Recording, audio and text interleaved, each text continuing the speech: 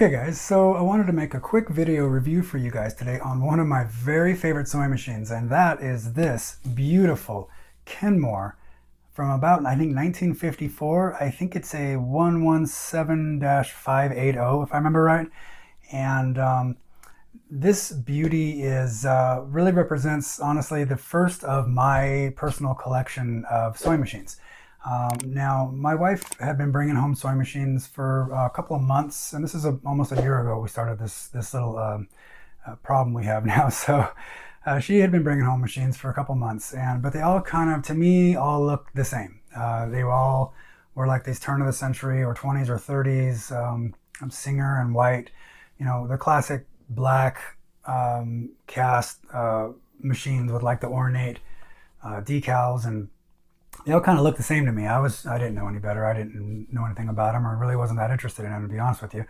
And they were all pretty and they were cool, and I was kind of trying to help out, helping her maintain them and getting them going, and getting them picked up from people on the marketplace and whatnot. And I got to kind of really start enjoying working on them, and I thought they were great, but they all kind of looked the same to me.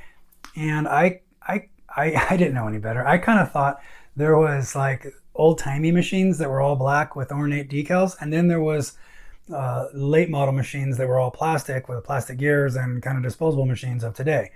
I didn't realize there was this golden era in between that I guess I, now knowing a little more about it, would maybe classify as like 1950 to like 1965 or so.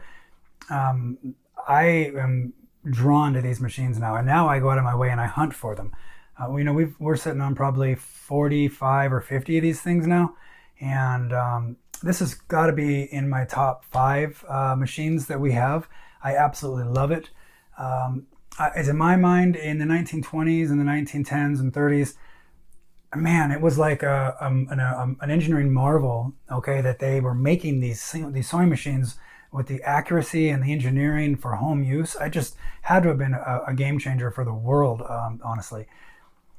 But for me, like the golden age and era of sewing machines is this 50s and early 60s machines, where that they still had the same energy of trying to make good quality product and quality machines, but the styling was just, as you can see, so much different. I mean, in the 50s, cars got big and bodacious and big wings and chrome everywhere, and architecture and buildings and offices and styling of clothing. It all just got so crazy and wild. 50s and 60s.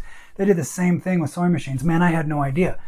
So since then, we've gotten, I don't know, maybe 10 or 15 machines from this era, and I absolutely love all of them. If you saw in my last video where I went through and did a full servicing on my Singer 401A, that's a 1957 machine that is I just love. And if you saw my tour video where we came across and talk about the and ooh and ah and googled over the FOF, I think it's a 230 from 1957. I just can't say enough about that machine. Hopefully I'll make a video on that as well soon. But these machines from this era are just so cool. This machine is built like a tank. I don't know, I haven't weighed it, but it's got to be 40 pounds. It's absolutely built like a tank. It is strong and it's tough and it's durable. I'm sure it's never going to break. I don't know what would break on it. It's very simple.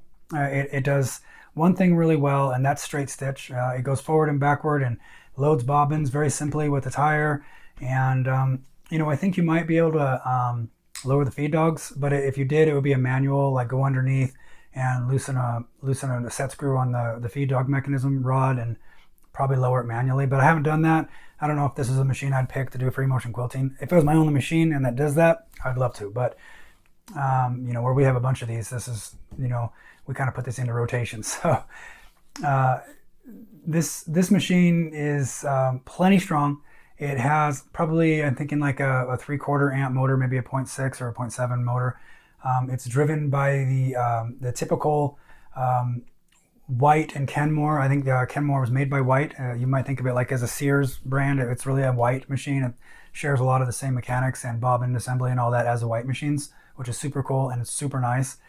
The motor is driven by this wheel, tire driven, no belts, no potted gears. It's just a spring-loaded motor that's mounted on the back of the machine. It is has forward and reverse and lockout with the governing forward and reverse on it. It lays down a beautiful stitch, I think, because it has a rotary hook in it, which is from my understanding, is reserved for really nice machines. So absolutely cool, really, really nice. It's super, super nice. When I got this, I tore it apart, top and bottom, front and back. It was covered in like yellow nicotine stain. It was covered in yellow nicotine stains. I got those all cleaned off and got it back to this really nice, brilliant, flat green color. It's very understated, which I like. Next to the old ornate sewing machines, it looks different. It isn't something that maybe you might think of when you think of a collector's vintage machine, but it really, really is. It's quite a machine. But it's offset with its simple green kind of matte finish. It's offset with these beautiful chrome or nickel plated badges and face plates. It's just a super elegant looking machine. It is smooth and wonderful and beautiful. I just love it. The underside is also, it's all metal. It's the inner workings are just absolutely phenomenal. I'm just in love with it. So since I got it, I've built, I've made maybe 2 or 3 bags. I've made a small quilt. I've done a couple of table runners. And I haven't had a single complaint with it. I've used quite a few sewing machines, the older ones by now, and you can tell when they're not very good. There's telltales when they're just not fun to use and they break down and they have problems. This thing has never had a hiccup. I'm just blown away by it. I will definitely be on the lookout for more of them because it's just phenomenal. One of the fun things I made with it is what you see here. You might be kind of wondering what's going on here with the plaid and the strap. One of the things I made this and this matching bag on this machine. One of the things I did was this came with one of those boxes that had a handle, and it was trash. I had to get rid of the box, and the base was kind of wobbly and rickety. I took this all apart. I scraped off all of the decorative paper. I'm not sure what, like wallpaper stuff that comes on these things. Scraped it all off and sanded it all down, glued up and replaced, and got it all sturdy, the box again, and then painted it with a nice light coat of brown paint and put some clear coat on it, and I think it really matches and contrasts really nicely. So I'm really happy with how that turned out. But what happened was, I took the little clasps off, and there was no handle. And this thing is so heavy that it's really tough to lug around. And if you have one of these, I highly suggest you have it mounted in a table or in a cabinet, the white cabinet or something that'll fit into, because it's just so heavy. It's not really super convenient to move around. It's a workhorse for sure. But where we have like 50 of these things, it's not like it's going to be used every day. I've got too many fun toys to play with, right? So it's got to be mobile and agile, and I got to be able to put it up on the shelf and take it down and move it around. So I thought, I've never seen it before, but I thought maybe a good idea, maybe I could make a sling out of it. So I grabbed some scrap flannel and some scrap duck cloth and a little Velcro, and I made this sling.